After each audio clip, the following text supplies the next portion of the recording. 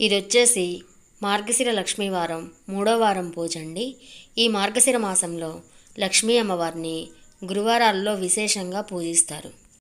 ఈ రోజున స్వామి అమ్మవార్లను నేనైతే ఈ విధంగా అలంకరించుకున్నాను.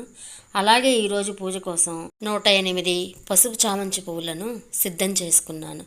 అలాగే ఈరోజు అమ్మవారికి నివేదించవలసిన ప్రసాదం వచ్చేసి చక్కెర పొంగలి, దధ్యోజనం. ఈ గురువారాలలో అమ్మవారిని విశేషంగా కొలుస్తారు. అలాగే ఒక్కొక్క వారం అమ్మవారికి ఒక్కొక్క రకం ప్రసాదం చేసి సమర్పిస్తారు. ఈ మార్గశిర మాసంలో వచ్చే గురువారాలలో అమ్మవారిని మనం ఎంత భక్తి శ్రద్ధలతో కొలుస్తామో ఆ సంవత్సరం వచ్చే ఆదాయం కూడా ఆ కుటుంబానికి అలాగే ఉంటుంది.